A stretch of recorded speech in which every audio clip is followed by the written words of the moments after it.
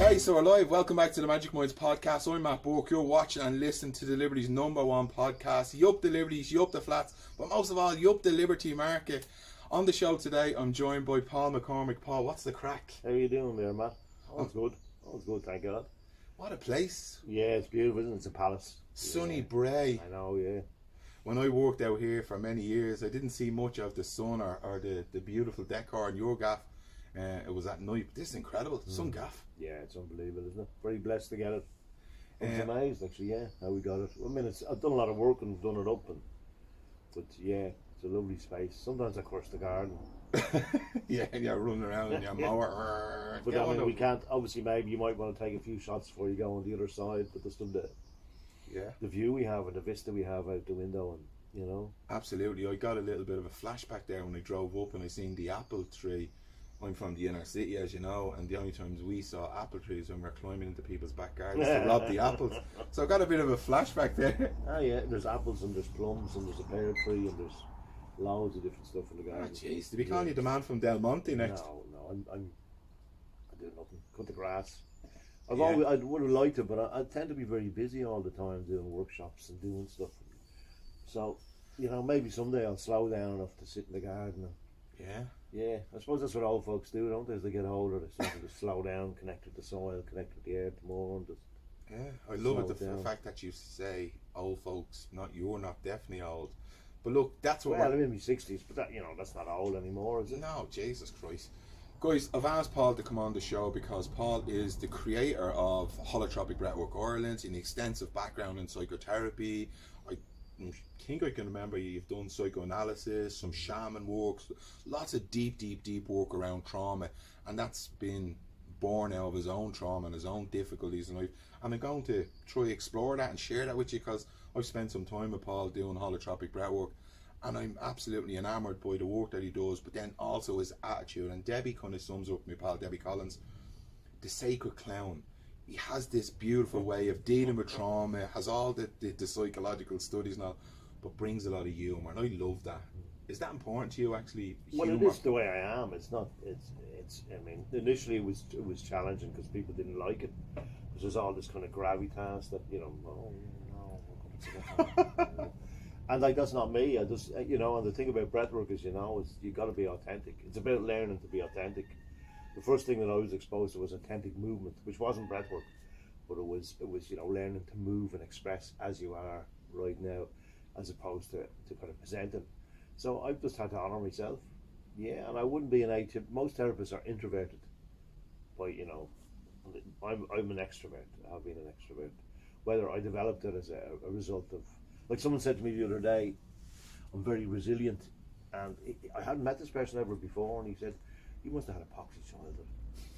Right? And I was that's quite a good observation. Do you know what I mean? Because that's the truth. I did. Very unhappy childhood, very traumatic. But out of that, I learned to kind of cope, and humour was a big part of that, and big kind of fuck yous and anti-authority. And I was with a therapist yesterday actually, because both my folks died in the last year, and two other good mates, and I thought I'll go and do some therapy myself. Yeah, but I did 15 minutes of breathing there at the last workshop, and I found that more happened in the 15 minutes of breathing than has happened in 10 sessions with the therapist. I mean, it's nice to talk to her, and she's nice, but breathwork just is right in the body. It's, you know yourself, you've experienced it. Oh, unbelievable. Yeah. I made a video after my first holotropic experience. I came across Debbie by a happy accident, as Ken Doyle down the road would say, a happy accident. And I done a video after the first holotropic experience, and the best way I could explain it was like therapy on crack. It was, I've done all the work in therapy, not all the work, but done a lot of work, a lot of counselling and reading books and videos. But holotropic breathwork brought me right to the core of trauma, the pain. It brought me back to experience it. Could you give us a little insight for people? You'll explain it better than I would. What holotropic breathwork is really? That's it. It just, I mean, it's a technique to put you into a non-ordinary state of consciousness, you know, which everybody loves. You see people taking drugs, drink, but in the healing potential of non-ordinary states, when done in the right way, not, you know, when we're not down the beach or doing raves, but when it's held in the non-ordinary state, we can kind of access material we wouldn't be able to, like the two of us sitting here now. And there's great healing potential in that. So what breathwork is a technique to access a non-ordinary state. Doesn't involve any drugs. Doesn't, kind of simple breathing, bit of music, feeling the support around you, and in that environment, then your inner healer, the mechanism that protects you and helps you and heals you, can present whatever it needs to present. Now, I mean, I know you're focusing on trauma, but it doesn't have to always be trauma, if you understand what I mean. Brilliant. Like when I started this with another lad many years ago, we also sold it to artists and actors and people because it seemed to enhance their creativity. It kind of got them out of a lock and a block to be able to express. Basically, breathwork expands consciousness. So obviously, if there's trauma in your body, that is constricting you, and that's, people get addicted and I take me fucking smack and I smoke my ear and because I'm trying to so breathwork opens that up basically. And then the thing is, if you open that up and you've got to do it in such a way as you can integrate it, it makes sense. So I mean, I can sit and talk I'm doing this and doing that, but nothing happens down here, and this is where all the information is. This is just like a TV receiver. Do you know what I mean? This is where it all is, and this lies. My mind will lie. I can make up stories like Tarantino. I was thinking of that. You know what I mean? We could look at my nail here and we could make up a whole encyclopedia about my nail. And we believe it. Yeah, exactly. We believe our own bullshit, don't we? Totally. But the body holds a score, isn't it? Like the trauma comes in here, or the messages, it gets stored in our body. But there's also the divine. Now I'm not trying to dish trauma, but like the divine. Look around us here. Look at this beauty. We're part of that. We're connected with that. So that's also something that people sometimes lose sight of. They become separate. Well, you get split. Yeah, split. You get split away, and you carry resentments, and you carry hurt, and and then you can't actually enjoy this. You can't enjoy the beauty, the magnificence. It's very magnificent. I love that one. It's very hard though to acknowledge, become aware, open your eyes to the beauty and the wonder and the magnificence around you when you're blinded sometimes by your own pain. Yeah, like a woman came to me here once, and I was studying a thing called the diamond approach, which is all about finding your magnificence, right? I love this story. Yeah. And she arrives up and she said, so I'm all full of this, and we said, I'll try this out with her now. And we go in there now. And tell us a bit about your magnificence. And she erupts. I didn't fucking come here to talk about magnificence. What the fuck? And she storms out the door and fucking drives off at high speed. And what do you think was her problem? She was so attached to her hurt. Yeah. And this woman was very traumatised, gang raped as a young girl, and really abused, and was continuing to allow people to have sex with her, kind of. Just was so attached to it. Yeah. She couldn't let go of it. So when I suggested, and I understand that when I started that particular technique, I kept going back to being beaten as a child, and my head's been open with a spade and this, and the woman kept saying, I'm not asking about that. I don't want to know about that. I want to know about your magnificence. But and I really struggled with her. Right. So I could understand that woman's response, and I probably should have kind of let it in a little bit gentler, in a sort of way, because the idea of magnificence, it's like a Mandela speech, that we're afraid of our own beauty. Yeah. We're afraid of our own wonderfulness. That is absolutely so on point, because I know, not saying that I'm gaining traction with the Magic Minds podcast, but I'd be scared to go from the position I'm in to full on notoriety, that people know me and I'm fully seen and my work is criticised and analysed. That scares the shit out of me, and it's gradually building. So I think Jeff Thompson says it, sometimes we fear being successful rather than a failure. Totally, failure's safe. Yeah, if I'm in a messy bog of pain and I know it, and that fucking bitch bet the shit out of me and they fucked me up, it's all very familiar, and it's it's kind of a holding. But like, if I'm magnificent, that's massively responsible. I'm then responsible. I have to step up and engage with it. I mean, I think that sometimes too. I used to stand on the deck and think, how did I get this? Do you know what I mean? I used to be addicted to heroin, fucking cocaine, bad shape. I was supposed to be dead at 23 years old. Do you know what I mean? Look at this. It's fucking magnificent. I have two wonderful sons. I have a wonderful wife. I know hundreds of people, thousands of people. I've been involved in so many people's stories. And even my ma, a while back, I went on a 9-day Vipassana. I used to do it every year. I haven't done it now in 2 years. I'm really looking forward to doing that. Yeah, it's a challenge. But after that, I realised I was holding on to my resentment towards her at some level, and blaming her, And so I went up and spoke to her, and I thanked her for beating the shit out of me as a child. and traumatised me. And he's standing there, and just tears me down, and tears running down his face. And she kind of looks at me, but it did change things. I mean, there's no, like, if you get beaten enough times, you're never going to trust someone. Do you know what I mean? So I did never like her touching me or coming near me or stuff. But at the same time, it eased something, because I realised I was holding on to the resentment, and it was poisoning me. The poison was in me, not her. This woman is tortured. This woman hates what she's done. She spent her whole life racked with guilt and shame, and I mean, I didn't see that for a long time, how unhappy she was. Yeah, I can so connect with that, because I've had a difficult relationship with my own ma. She never knew about it, because I never spoke about the pain. It was only through the holotropic breathwork stuff and the therapy that I acknowledged the pain, I experienced it, and that allowed me then to see through, because then I was able to become grateful of things that she done for me, the strengths that she gave me, because all I used to focus on, oh, she did this, she didn't tell me she loved me, she hit me when I was young, and and then when I experienced all that, I was then, my eyes open and my awareness grew that, oh, she does this and that for me, and she's so loving in a different way. But she too was struggling with her own. Of course, yeah. It's tricky, isn't it? I was at an AA meeting there recently, and a guy said, "Let's not talk about what they did to us. Let's talk about what they did for us." And you can see, and I could feel myself too, thinking, "Yeah, that's beautifully simple. Don't come on about all the harm," and that brings us back to the magnificence. Like, I can look and keep looking. Oh, that's a bucket of shit. Oh, look at me fucking pain. Ah, me pain, which is fine. But then why not also look into the light? Like, I mean, I know I'm not a Jesus head now, I have to be honest, right? But I do think, if you really believe in the Christ and the God, why wouldn't you sing it out? Why wouldn't you run up and down the street shouting Jesus? You know what I mean? Because it's brilliant, if that's the truth. Yeah. If you can have salvation and peace and love, and why not shout it out? 100%. The thing about the trauma, right, for me, is because I never put a language on it. I never allowed myself to experience it and feel it in my body. I had it in my head, but I didn't allow it to be in my body. I was only then when I processed that and felt it, and I expressed it and done the work, discharged that we did in holotropic, then I was able to move through it.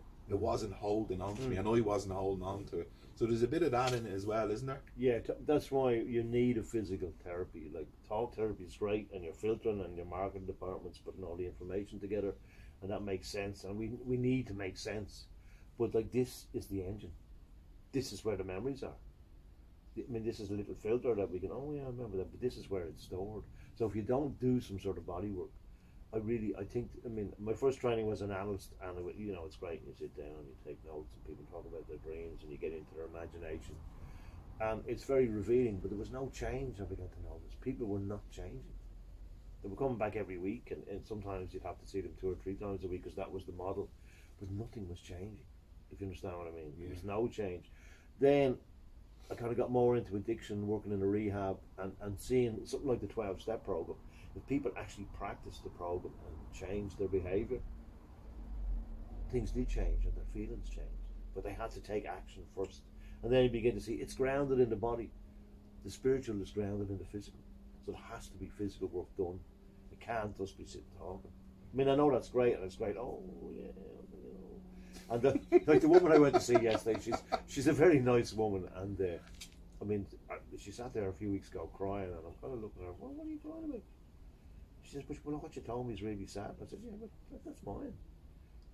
What are you crying? I'm paying you. I'm paying you to cry." And then that takes you out somewhere else in the relationship and all the projections and stuff. But so I suppose the one thing about, I had a woman many years, I think 14 years, she came to see me as a private client, and the value of that was I was the only person in her life she could be herself with. She was at war with everybody else, her family and her friends, with herself. So it was a space. So that is the value of a therapeutic space, a container where you can just go, But you're not going to clear it, as you say, and I suppose it is trauma. Like, we're all traumatized. Stan Groff, we developed this. So birth is a trauma, and that in that trauma of birth, we set up these patterns, and we keep acting them out.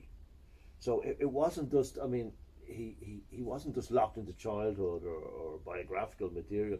Stan, and that's where I found the training as a young and useful, because Stan is a big fan of young, that we're all connected. There's much more that goes back. The collective unconscious. Yeah, and like the Buddhists say, reincarnation or past lives, or call it what you like. Yeah. So there's more than just like say for me, my role in the family would have been a scapegoat. So I got the shit knocked out of me so that everyone's shit could be flowing in one direction.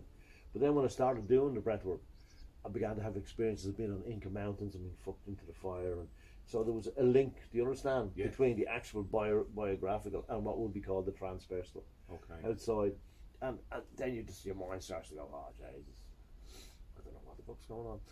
Do you know what I mean? And we don't. No, we don't. I mean, I'd have concerns at the moment for the planet and all, lots of stuff like that, but we don't know what's going on. And hopefully, the planet, which is much greater wisdom than any of us, will just shrug its shoulders and throw us off if that's what's happening. If that's what's necessary, because we seem as humans unable to really, despite all our knowledge, do what's right, do we? You know, despite all the science and the psychology and that, we're still slaughtering each other and robbing each other and beating each other up. Yeah, we haven't moved on. You know, we have advanced. I say this to people all the time. We advanced so much in technology and and science, and science, but humans as a species, we haven't developed, and we're still doing crazy shit and hurting each other a lot. Would it be okay if we went back and kind of chatted about childhood? Give us a picture of what that was like. Oh, trauma, re-traumatized. She was at me yesterday. She was at me. It's not terrible to say about the therapist. Well, what about the other child? What about the little child? I know. I'm being, and see, there's an irreverence that has helped me cope, and that irreverence you've seen in the workshops. But it's not an abusive irreverence. It's just, let's not take ourselves too seriously. But yeah, I was heavily traumatized. I mean, physically beaten, mentally beaten, abused, sexually abused. I was actually thinking, I broke down the other day in one of the sessions with Debbie in the breathwork. We were doing a breathwork in Westport, and I'm kind of sitting there and everyone's shouting and roaring, and you know what I mean? And I was thinking of my parents, they're dead, and the attempt to love them, to connect with them, and I cared for them for the last few years. I was the carer, which was kind of ironic when you think about it, but I started just crying then, looking around the room. I did get an image of me as a child, you know, sensitive, open, wanting to love and wanting to be happy. But it was a struggle. I remember I came home with a little kitten. I found a kitten on the road. Tiny little kitten, was blind. And I brought it home. And I was really upset, you know. The kitten would need to look after her, and she fucking lost it. You fucking cry over every fucking kitten. You're going to have a fucking miserable life. The kitten dies, right? It dies. So I'm out in the garden and she's shouting at me, but I got a shoebox and I buried it in the garden. Do you know what I mean? I was fucking distraught for the kitten. But that was kind of beaten out of me at one level. Did it harden you? I remember standing in my bedroom. I probably was about 9, 10 years old and thinking, no fucker's going to hurt me again. Do you know what I mean? And then I started getting into drugs. I got into drink at 10, started smoking, got into drugs 12, 13 years old. Just remember, you know what I mean? And it was all acting out. I mean, if I hadn't done that, I'd be dead. I would have fucking hung myself out of a tree, or, you know, that sort of way. Well, Gabor Mate talks about that, doesn't he? That, you know, drug addiction it's crazy to think, but it's a smart move. Well, it can save you. It can save you. It's a form of coping. Yeah, exactly. Yeah. Soothes that pain. And you stop feeling. Yeah. It's like I say to the people after the breathworks, watch out, because if you have an addiction, it'll rise up, because you've now expanded yourself, and the addiction will shut down. But I mean, you acted out. I mean, yeah, I did a lot of acting out. I suppose in retrospect, it's kind of sad. You know, at the time, you didn't care, and you fuck everybody, and experimented with sex and different forms of sexuality, and fucking chase stuff. And then I got into cocaine. And that kind of, I suppose it became kind of nasty then or something. I was very self-obsessed. I mean, before that, I'd been taking a lot of dope and acid, and do you know what I mean? And then when I got into the cocaine, I got into money. I made money, you know what I mean? Were you knocking it out? Were you selling? Oh yeah, I always dealt. All right, Your Honour. All right, Pablo Escobar. I'm fucking down. Yeah.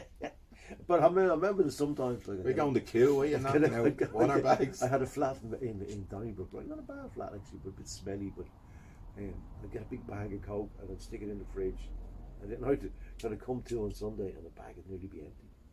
I wouldn't have sold any of it, and then I'm like, so then you have to do other things and money and man, I have a great story. I hope you don't mind me telling this, but the dealer arrived with his missus, and he has this coke and he got it, you know, he'd fucking eat it.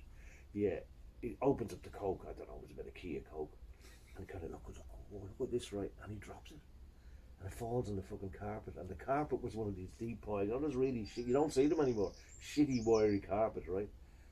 And he starts crying, like he starts crying, and his wife steps forward and smacks him across the face. Pull yourself to fucking get her. And we all get down, right? And then I'm like, oh lads, you gotta get out of here. Someone's gonna be coming, you know, get the fuck out of here. So he got as much as he could and he left. I got down, right? Like Nilfist. Yeah, exactly. And I'm down Leeson Street later, fucking dancing with all these fucking Elwins. They were Elwins. I was a young lad. And I was, excuse me. And then a piece of cardboard comes out of my nose. And I'm fucking back dancing. Now that's a funny thing. I mean, there's terrible things with coke. Of course. You're heartless. You don't give a fuck. Just all there. But you know, he'd stay up all night. I don't know if you remember Jason's playing snooker and stuff. And Oh, 100%. yeah, doing mad things. Do you know what I mean? But it was I couldn't tell you today what coke feels like. Like I can't remember. Then from the coke I got into gear. Gear is kind of, I suppose it had to be. That The was the natural painkiller. progression. Yeah, it had to be. There was just too much pain. There was too much stuff. And getting into heroin was a blessing because it brought me to my knees. I ended up in Explain that rehab. to me. What do you mean by that? Brought your knees and why? Like I was very functional. I was very successful. I had my car. Okay. I'd got a flat in fucking Stella Oregon. Do you know what I mean? I was into technology and like I'm I probably sounds terrible, but I am very bright. I'm very surprised at that. Yeah, no, do you know what I mean? Yeah, I'm able to do, and I'm what's known as a polyglot, so I can do lots of different things and be involved in lots of What? stuff. Say that again. A polyglot. Like Yeah. So I'm not just one thing. Yeah. So I mean, I was relatively successful, but and I remember a lad coming up to me. I was at a wedding in Greystones, and I'm always having problems in relationships. And he was like, "No, you're so good at everything, but you can't seem to hold a relationship together." I remember thinking, "Yeah, bollocks," but at the same time thinking, "Wow, that's a good observation," but not thinking it was anything to do with drugging and drinking, or because especially when I drank, I was completely headcase. I was looking to lose it. Go into a room, look for the biggest guy, fucking give him a tap, place a tournament. You know what I mean? Jesus, blackout, started blacking out. When I woke up in London once, I'd gone down to Dunleary for a drink. I know I shouldn't laugh because it's not funny. I mean, someone could have been killed, all right? I mean, I am How blessed did to that be happen? here because I would just drink so much I'd black out. And got to London. Yeah, well, obviously I got on the boat because the boat. Remember the boat was there in Dunleary and there was no big deal. Yeah. You could just get on the boat, and pay them the money, and fucking And you end up in drink, London. drink. Jesus Christ. Now then I began to do terrible things and getting into terrible violence and not remembering it. Do you know what I mean? Yeah, not good. Not good at all. So Does that carry you pause, then you stop for a sec? Does that bring a lot of shame and guilt still? well, it's kind of sadness, you know. I tried to kill her, Who? my missus. Really? Yeah, I went at her. She locked herself in the car and I snapped off the windscreen wiper and I was trying to smash the windscreen. Was that coke or heroin fueled or? No, I was strung out. It was drink. Wow. And she probably said something like, "You need to fucking cop yourself on." You know what I mean? Some sort of mild intervention, and I lost it. So, but that was good. That kind of precipitated. But that wasn't the reason. The main reason was selfish. I got really sick, and I couldn't. And I wanted a black garage. You know what I mean? And literally, I just couldn't get it together. You wanted to rob a garage? Yeah, of course, yeah. That was very popular at the time. Yeah, jump overs. Yeah, That was in the exactly. 80s and Yeah. 90s. People were Yeah, doing. I talked about that when I did go I to stopped in talks. '85. You know. Huge heroin epidemic, huge Yeah. robbing culture, Yeah. handbag snatching, car robberies, jump overs as they're called, or blags. And you wanted to do one of them. Oh yeah, I'd do anything. And she was like, and did you She do wasn't any? involved. She was like, Tanya, don't be doing that, you fucking idiot. I think it's more she wanted to be treated properly. Like we get some rage, you know. I mean, I didn't realise all this till I stopped. But anyway, I went to the doctor to get some Librium or Valium or something. I was going to go to Lanzarote, you know, the usual, line the beach. And I was blessed. The doctor said, "You're off your fucking head. You're a fucking heroin addict." You know what I mean? I'm doing nothing for you. And Were you taking heroin? Were you mainline? Were you smoking gear? smoking it all the time, yeah. And she said, "You're fucked. You need to go to Jervis Street." So I went in thinking, you know what I mean? And when I got into Jervis Street, I had no gear and I couldn't get it. But which is, you know, these are all blessings. And I mean, I probably could have been into Fatima and got some, but I was like, I'm lying in Jervis Street, sick as a pig, and your man says, "We can't do anything for you with the help of your family." And I'm like, "Fuck off. My family are a share of fucks." And he rings my sister. And I remember lying there, and I can hear him. Patricia, your brother's here. He's a heroin addict. We need to come down to the hospital now. God love her. You know what I mean? And did they that know? actually upsets me. Did they know? No, they know. I was fucking driving around my car with my fucking suit. And, do you know what I mean? Yeah, they didn't. Nobody knew. Does that upset you with the family stuff with your sister? Well, it's just with my sister because my ma died last June, and I realised she hated her. I rang my sister to tell her my ma's dead. She said, "Oh, that's fucking great news. Delighted to hear that." Oh, fucking hell! Did you not know? No, I didn't. You see, because I stepped out probably at about 14. I stepped out of the family. I mean, I was there at times. You know what I mean? But it was like, fuck you. So Yeah. Got into the drugs and drink, and then came out of that, and then felt guilty, and then got into therapy and started training as a therapist, which I never planned. You know what I mean? And had loads of resentment. But I realised with my sister over the last year, she never healed. Like, she's a great woman and she's done great work for people like myself. She's big into care, but she's never healed herself. She's carrying a huge resentment. And again, I didn't do this out of virtue. It was just circumstance. Like, it started in the rehab where they challenge you, and then by going to meetings, the 12-step community. If you don't deal with the shits inside you, you'll fucking use again. It's simple. You know what I mean? If I don't process the pain, I'll go back to behaviours. If I don't change my behaviour, then I'll be the same.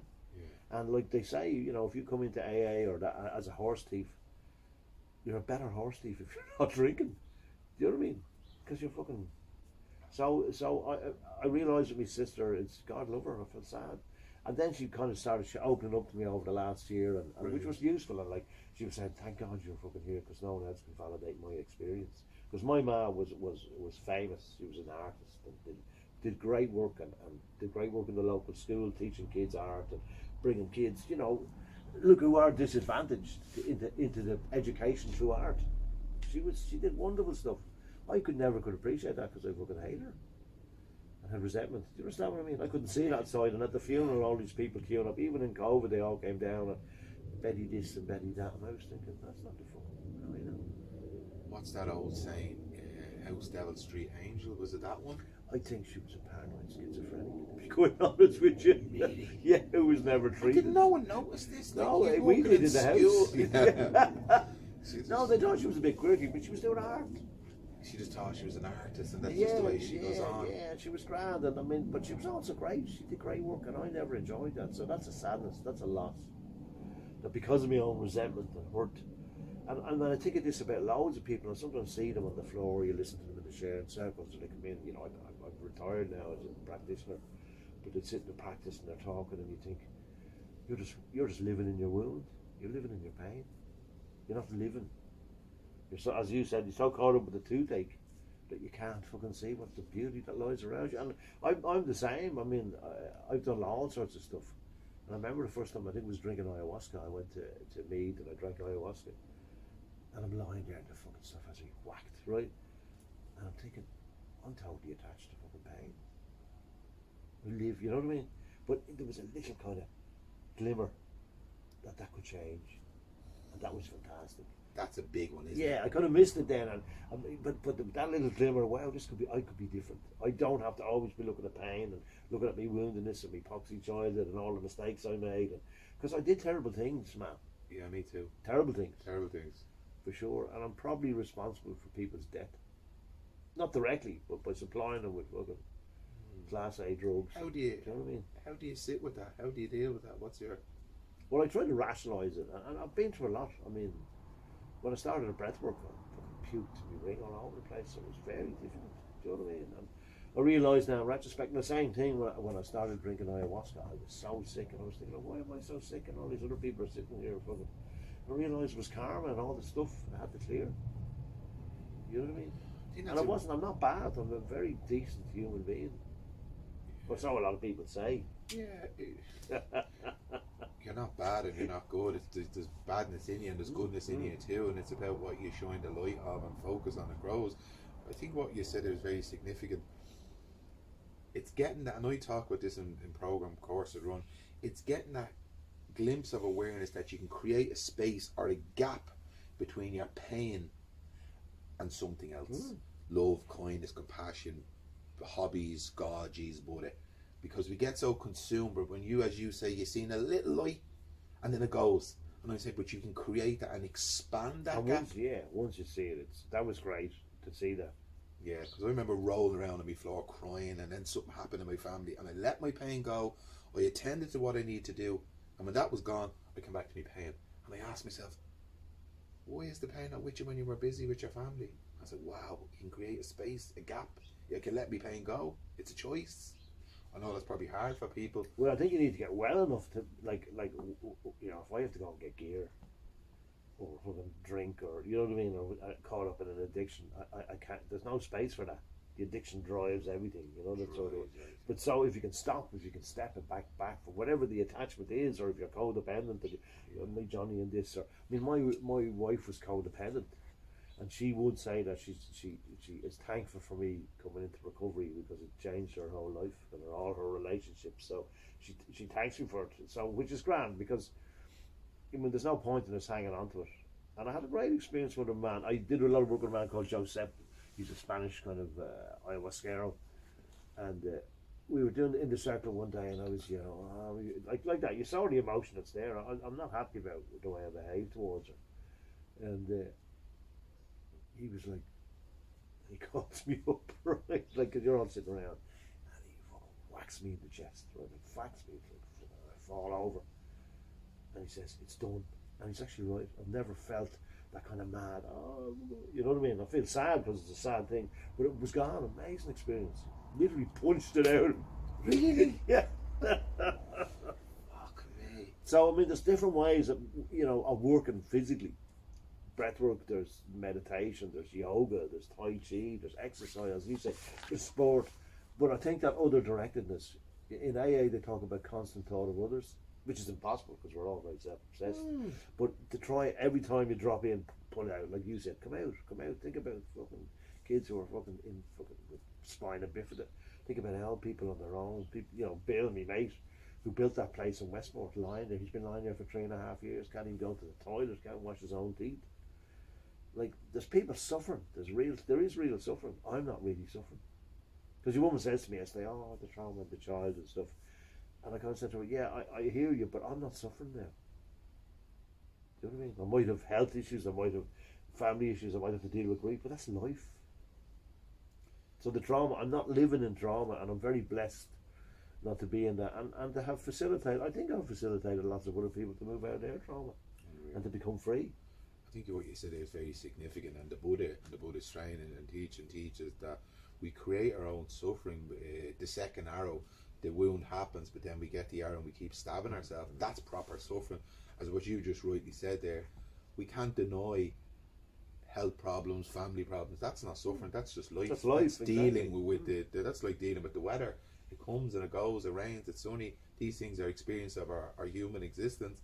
But suffering can be done by ourselves. We keep putting that arrow back into ourselves, whether it's the addiction or the stuff you did with your wife, and it's something to bear in mind, isn't it? We can create our own suffering. Totally, yeah, I gotta let it go. You know, and in fairness, you know, if I had killed people, I mean, I don't know how many. We're 40 years together nearly now. Next year, I'm a long time doing this work. I haven't taken a drink since 1985. So, if I'd been sent to jail, I would have been out 15 years ago. But it's not jail. It's. But I've been very blessed, and a lot of people. I didn't realise in the beginning.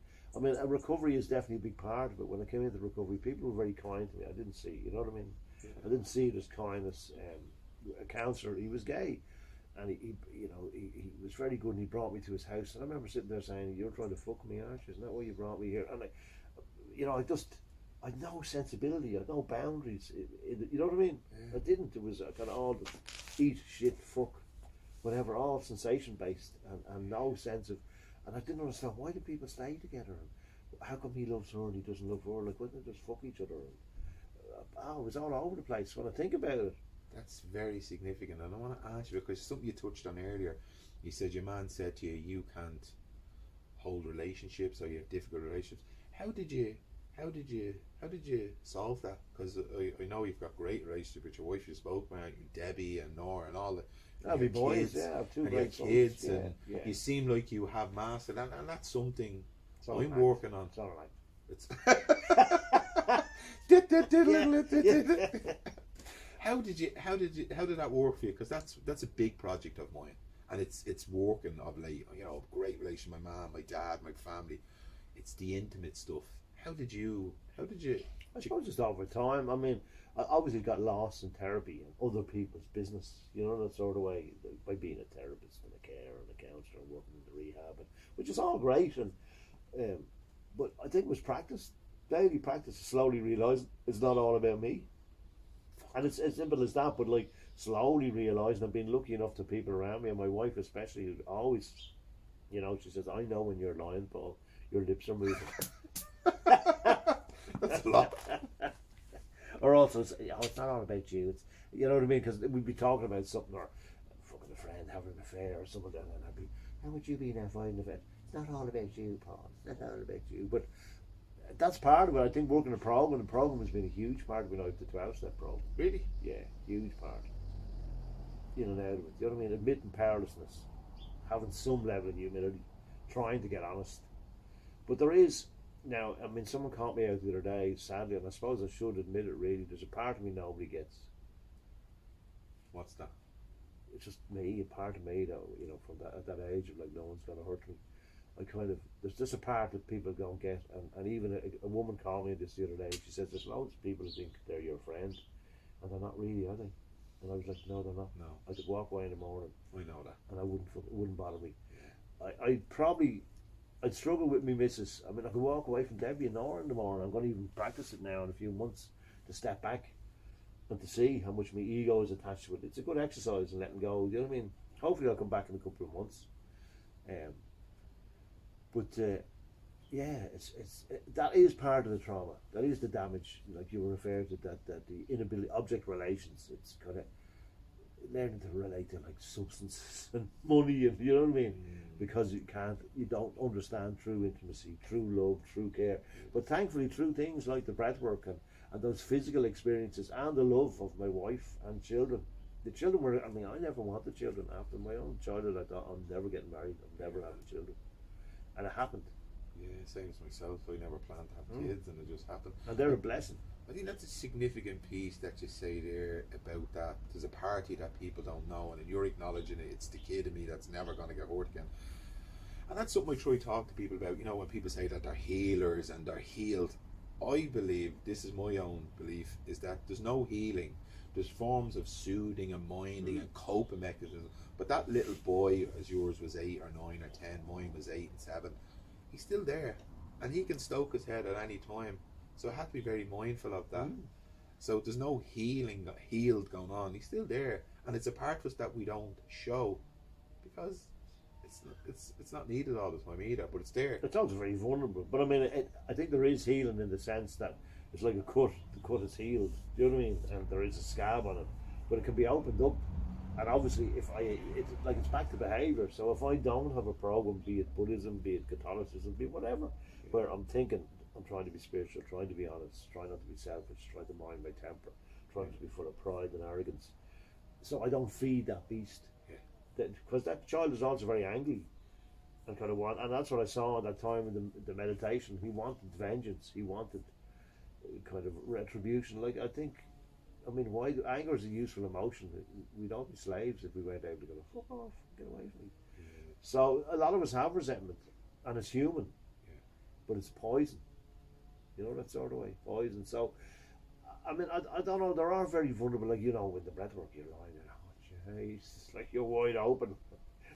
So it's really important, it's a safe environment. It's and that's maybe why we need a combination of talking and therapy like that. And maybe why people love drugs and music and stuff, that sense of connection and, you know, like the MDMA effect where you just, I love you. I get little pangs of nostalgia. I'll be walking along, hear a song, and I think, oh, I wouldn't mind getting a few E's or doing a bit of MDMA and get that, you know, oxytocin and serotonin going and connect to people. And then I remind myself of the After Effects. The Suicide Tuesday and the Weepy Wednesdays. The Weepy Wednesday are sitting there watching a nature program. Oh, I can't believe that baby bear just died. Hours of crying. Like, what the fuck? Well, these I think are useful things. They're coming back in. Ayahuasca, MDMA, LSD. It's all resurging. Coming back to the breathwork. The breathwork takes energy. You have to physically breathe. But the thing I like about the breathwork, I think these medicines, substances are very useful and done in the right way. I have lots of mates who use them for trauma victims, for war survivors, and they're very successful. Even I have a couple I know they use it for relationship therapy. And it's great because there's no fear that people just tell each other, and there's empathy on both sides. I think Urban Yalom, he done some studies with ecstasies with couples and all that, didn't he? It changed his life. Yeah. Him and his wife, they done some ecstasy She's together. dead, God love him. He's just written a book about that whole process of her dying. I love his work. Letting it go, But which grief? I think all therapy is about grief because it's about letting go.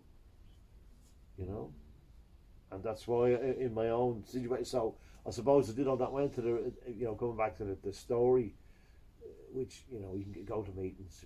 If people are interested in stories about addiction, go to open meetings, open AA or NA meetings, and listen to people tell deep stories.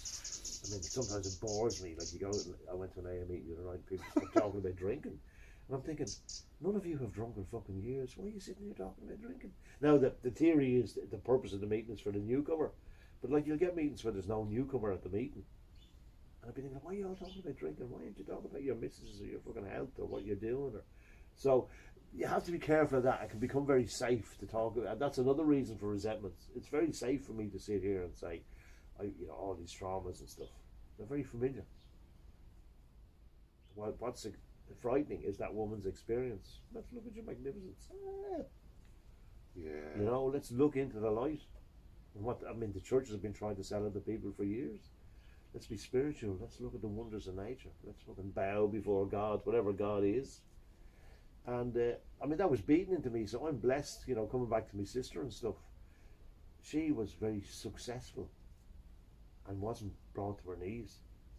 So she just held on to the resentment. If you understand what I mean. Yeah, absolutely. It was beaten out of me. I have to remember that. Now I could use my story, and I have done sometimes. Yeah, the people, oh my God, you're nervous, and I'm manipulating them. I'm telling the story. I'm doing a Tarantino. Yeah. Oh me, and I was very wounded, but I survived. But on the other hand, it is true. Nora said it to me the other day that the woman who just facilitates with us, that she says you survived. I have survived a lot of things, but not to survive. I've worked through a lot of things, a lot of changes. But I'm blessed. I do acknowledge the presence of the divine. I don't know what it is. You understand? But I'm not this. Like Groff used to say, the chances of this happening is like getting all the bits of a 747 jet, lying them out on the ground, and the wind blowing them and creating a jet. He said it's not chance. It can't be chance. There is some sort of wisdom, some sort of consciousness that flows. Happy accident, as Mr. Yeah. Would say. And it's brilliant that you acknowledge that about your using your pain and telling your story. I know you say this in workshops. I do. Like I've turned my poison into my potion. People say, was your childhood good or bad? I says, well, I'm standing here now and I'm getting paid for it. So was it good or bad? I'm now benefiting off it. So was it that bad and was it that good? It just was. It's just an experience. And here I am. And Well, it might have been painful. It was back then. And that's what your mum was trying to get me to yesterday, into the pain. So part of me's thinking, I don't want to go there. And now some of it is because I don't want her sitting there looking at me while I'm in bits, you know what I mean? Because I've only been with you like 10 sessions, I'm not sure if I even trust you. But then another part of me is you said, like, I've done it, I've done that, I've sat there and lain there and I've snogged and vomited into basins and wept like a child, and I've been cradled by people and I've been held. But that pain, and that's what I said to me, Ma, you gave me a gift. I wouldn't have been able to sit with all the people I've sat with, witnessed all the stuff I witnessed in the rehab and breathwork sessions, if I hadn't that experience. I wouldn't have been able to do it. Yeah. You know, I love playing golf, which is a real kind of fucking, I don't know, strange sport, but like some of the lads up there, if someone started crying, they'd fucking get in the car and drive home. Do you know what I mean? They couldn't handle it. It's too real. So it was a gift, as you say. And that's what I say that too. Like, it's only from my past. I can't sit. Like, that's how I was able to walk into the hospital with no medical experience and sit with brain injury patients, because all I seen in front of me was pain. I know pain. I can go into, I've been in prisons and I've been in, the youth detention centres.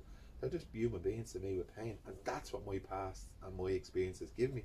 To be able to sit with someone, because pain is pain, isn't it? No matter what your story is. That's a bit sometimes where I get, like look how blessed I am here. I mean, it's a fucking palace. Do you know what I mean?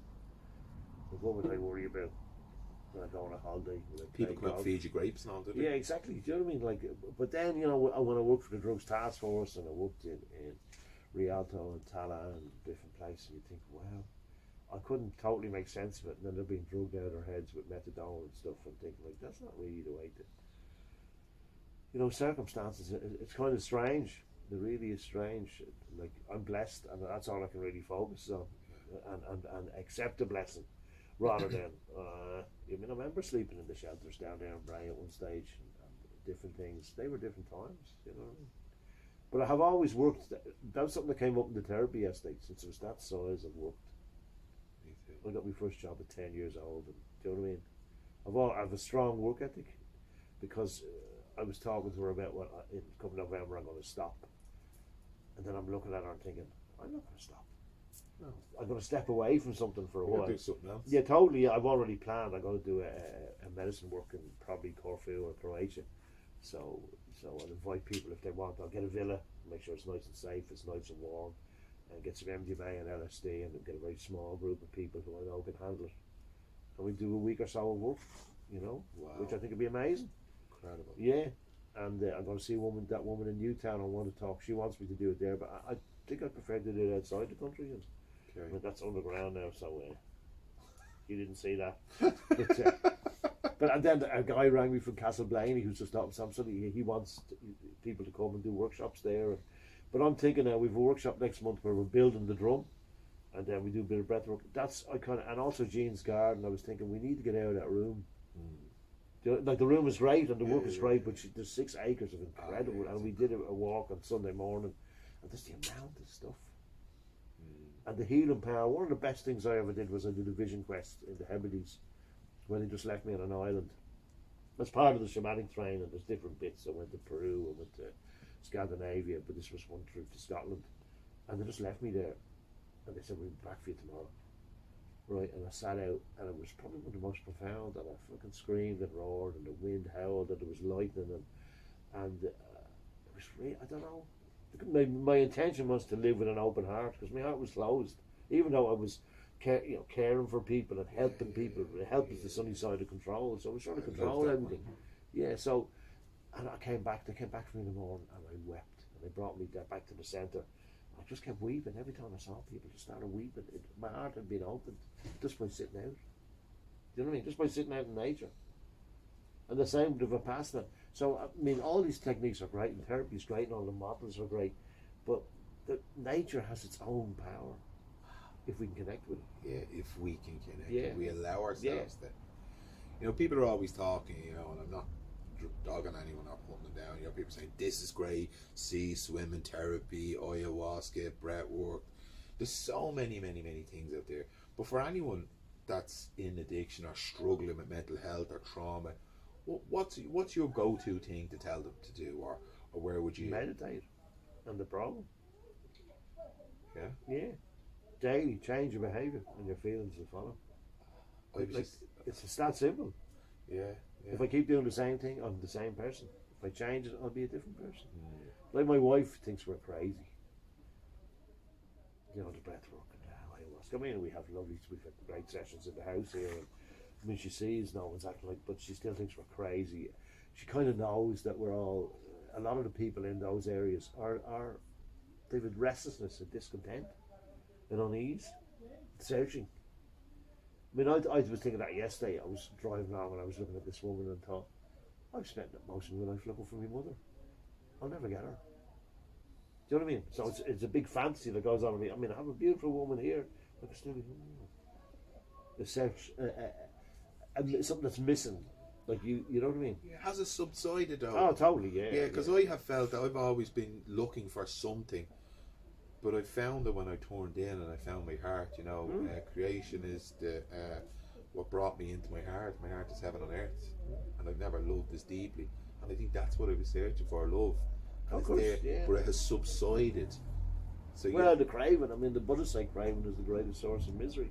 So, like, obviously, if I'm hungry, that's the worst craving you can get, or you're freezing fucking cold, I want to get warm. And they're basic physical things. But then spiritually or emotionally, if I want stuff, you know, I was with a girl the other day too, and I want a husband and I want babies and stuff. And I was trying to say to her, look, she doesn't want to pay for therapy, so she'll invite me out for a coffee. You know what I mean? I let her away, she's only a young girl, you know, that sort of way. But like, you can see how discontent she was. Discontent, and I kept saying to her, craving is the greatest source of misery. You gotta let this go. It'll happen if it happens. Yeah, really angry. Then she messaged me a few days later. I think you're right, actually. It's about letting go. But like, it's impossible. You know the way they used to kill chimps in the woods? They put a sweet fruit in a jar, and you tie the jar with a rope to it, you know, so the chimp come out and see that, and he put his hand in the jar and grab the fruit. So then you'd run out and tap the chimp on the head with a stick, right, and obviously go off and cook it up or whatever. But the chimp wouldn't let go of the fruit, even though it could smell the danger, and the chimp would go to go over and smack it. It wouldn't let go, and I think we're like that because we're from monkeys. I get my hand around something. Oh, that's fucking lovely. You know what I mean? And like you're getting battered, and fucking up, and fucking want that. We're like that. Yeah. Definitely. Yeah, it's like we're sitting. I'm about to sit in the house and I'll be gorging, and I know that this is not the right thing to do, and I just keep going. Yeah, but keep going. We're monkeys. This is where it is, not here. Yeah. You know, it's fascinating, isn't it? The whole area of personal development and growth. I mean, I think like you were saying about no apple trees in the inner city and stuff, like there is an element of physical location of what you see all the time. That there's no nurture. Oh, yeah. It's a different type, but they're better communities, they're tighter communities, there's a lot more love and support. I mean, people are very isolated here in these kind of, I suppose, I don't know if it's middle class communities, or, but there is better community, but there isn't the fucking pump. And maybe disadvantage brings people together. I mean, I don't think it's fair. Like the world is not fair.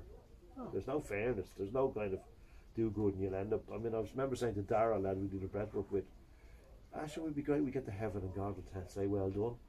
And Dara says, what are you talking about? God could play that was a heap of shit. You know what? What were you doing sticking your nose in other people's business? Yeah. Why don't you looking after yourself, and you know, that sort of way. So stop interfering in other people's process. Yeah, exactly. Yeah. What's been your greatest teacher? What has been your greatest lesson? Me wife. This woman sounds like a prophet. She's like a gift from God. Saint. Well, you know what they say: saints and sinners live together. Yeah, no, totally. That's the hard part of it. It's, you know, living with a saint is a real challenge. But the greatest teacher, I don't know. There's so many things. I couldn't bring it down to one thing. I really couldn't. Give us some of them.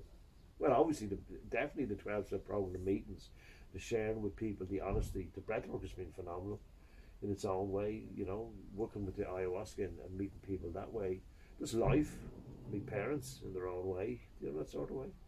Isn't it great that you've acknowledged the gift of your parents, the word, and you know, see that as your. Ah, yeah, God loved them. It's twisted and it was good, and it was easier with him. You know what I mean? It was easier to care for him. Yeah, that took some incredible. Yeah, I suppose it did take a lot of energy, and that's why I'm going to take a break. Just a few months, I think. But I've always changed and moved on and done different things, and I'm very lucky. But I have failed fully to look after myself. You know what I mean? Yeah. Yeah. Physically, I was diagnosed with a different condition. One condition in 1985, whenever I came into recovery. I've never followed the guidelines, so I actually was lying in bed the other night thinking, you could slowly commit suicide. If you understand what I mean? Yeah. By not taking responsibility, that will hurt. That will hurt my children and my wife.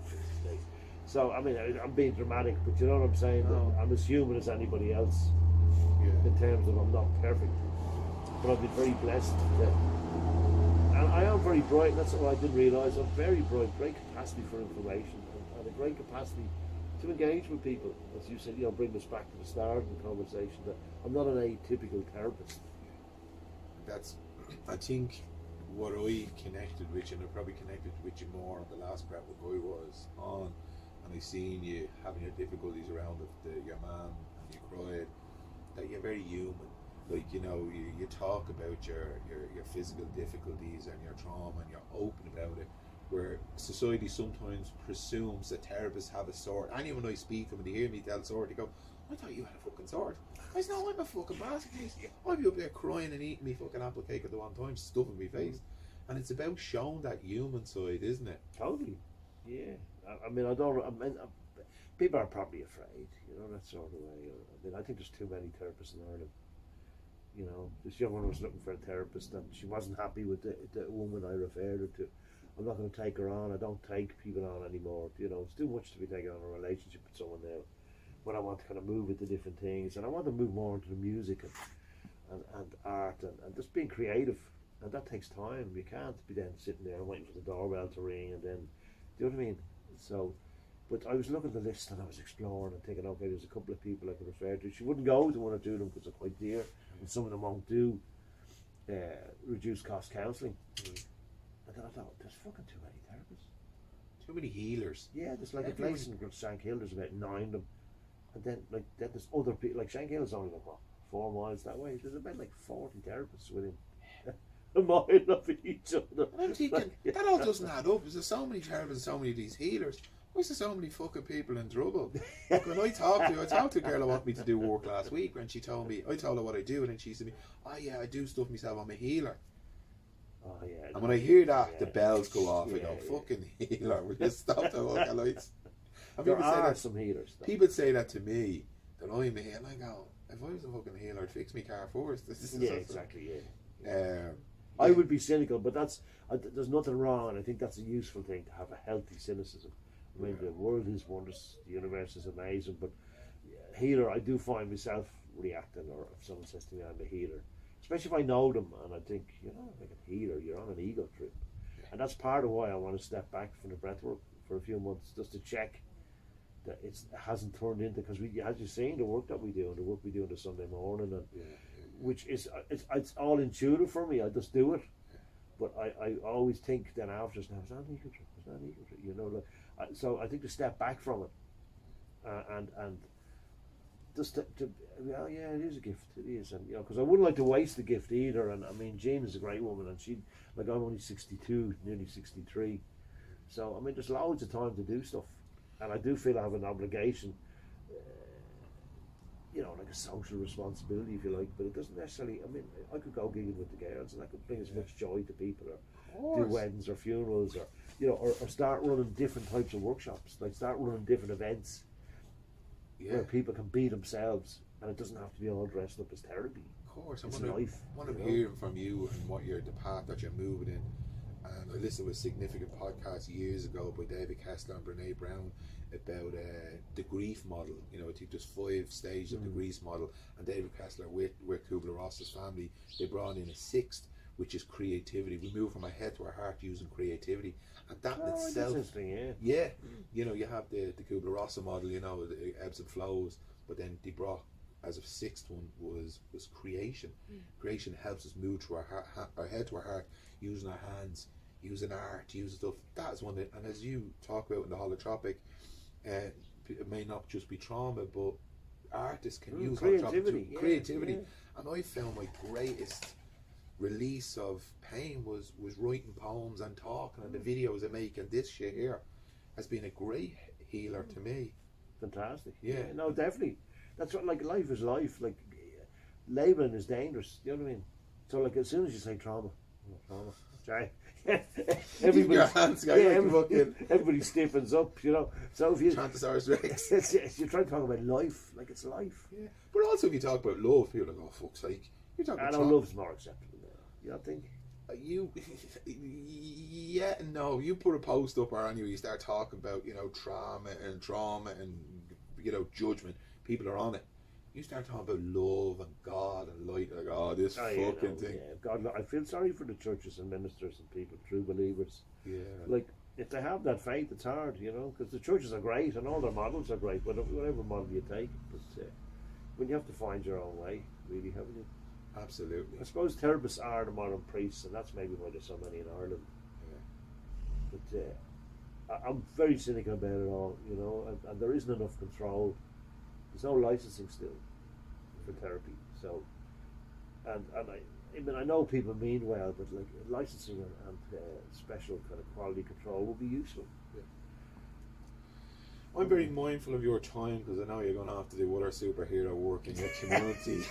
Yeah, We won't talk about delivering that. dodgy dinners. Oh, fucking hell. Yeah. Hope you're ringing up some Motilium and fucking a bit of gravy I ticking her up. love them. I'd eat them now, my wife hates them. Well, that's because she's a saint and she's a guru. Well, they're also food snobs. They have a great tradition of food. Yeah. Do you know what I mean? Because I got salmon yesterday in those stores, and it was horrible. Really? It was. This little salmon salad with salads on it. And I got a bit of sushi. I don't know if you like noramaki and the wrap seaweed and stuff, but that was okay. But the other thing, I threw it out, and I was thinking, how can they sell this? Like, there's a big stone, you know, like it's just all the same stuff, isn't it? And I was laziness because I just couldn't be bothered cooking. Do you know what I mean? Still got one of your minions to do it for you. I don't have any minions. Well, you need to get some minions. No, cooking is good, and I'm a very good cook, and I could cook. But I just, I sometimes when I come out of those sessions, I don't feel like doing anything with children, and it's probably because it does have a value. Something is cooking away slowly, and you're thinking about some of our interventions. Yeah. You know. Right, before we wrap up, and I asked all my amazing guests, and you were included in that, what's the one thing you'd like people to take away after listening to this interview? My bank account number. Let's get transferred. No. What's that? Greed is still there. GoFundMe page. Hope. Yeah, hope, and like the idea of not magnificence, because that sounds too excessive, but hope that there's love, as you say, there's love everywhere. Just try and access it. And what we focus on grows. Yeah, totally, and that it's what is pain? It's a sensation. Do you know what I mean? What is trauma? It's an experience that you can either lock into it, react to it, which is hard, or you can kind of grow through it. Absolutely. But like, you do need resources, and I do feel there are some very lonely, isolated people out there. And I know even in addiction, like the statistics say for food example, it's zero. Only 0 people recover from food problems. Yeah, I know that. You know, I could have went to they just die. I could have went to food addiction, drink addiction, drug addiction, porn, just debauchery. I think the other addictions, it's about 30%. Now some people say 2% for heroin addicts, but I don't know if that's true. So people are suffering out there. They are, definitely, and just because they're human. So I would hope that, you know, if one person, like I remember thinking this years ago, that we had a workshop and only 5 people turned up, right? And then this woman had this profound experience. And I thought, if that's all we ever do in our entire lifetime, if we heal one person, isn't that a blessing? And also, heal yourselves, guys. You know, this is because, you know, when I do the work, you know, my dad and mum thank me for doing the healing work, because I now create healing conversations without judgment, and we walk back to the past, and I ask them questions, and they reflect on their practice, and I remind them, you didn't know better, you're doing your best. And I honestly say that from the bottom of my heart. I mean, I've got good parents, they just made decisions that weren't in service of me, but they tried to do the best, because some other numpty gave them a handbook that they thought was a good handbook, and I try not pass that handbook on, but I'm sure unconsciously I have. I say I have money there for my daughter's college fund, but it's going to be for counselling. Not at all. Yeah, not at all. Look, Paul, I want to thank you. Thanks. It's one of the only interviews I've had in a long time that I was genuinely excited. You know, I love the interviews, but this I really wanted to sit down with you. You're an incredibly human being. I know you probably find that hard to hear. It's like someone singing you happy birthday all day. No, I know that. No, but yeah, you're an incredibly human being. I thank you for the holotropic experience. Thank you for a man showing me how to do it. Open and honesty and vulnerable. It's just incredible. And you have a gift. You really, really have a gift. You know, you are the sacred town. I appreciate you. Great. Thank I love you, man. Okay, so there you have it. What an incredible interview. 62 minutes. I think 60 minutes. I was hoping to keep them short, but there's no way I'm going to condense stuff like this. Yeah, we could go on for days. Got it, went on for days. Thanks very much. If anything triggered you in this, please reach out to me, reach out to someone, family, friends, talk about it. We talk about trauma, addiction, anything comes up for you, share it with people, and mind your little self. All my interviews are brought to you by my sponsor Noel Riley from Media Graphics, also from Shannon's Hope Line. And if you have any time, please come on down to the Liberty Market. We're open Thursday, Friday and Saturday. Lots of bargains and bands. We're in the heart of the Liberties. It's an incredible place. We're still open, we're still active. and it's deadly. You can find whatever you need for family and friends. So thanks very much. Thanks to Paul. Thanks to Bray. I'm sitting under this shelf that makes sure my ginger noggin doesn't get burnt. So look after yourself. Mind your little self. Take care. Bye bye. I used to think if I couldn't find hope, I should just let it all go. I used to think if I couldn't make dreams come true, I should just let them all go.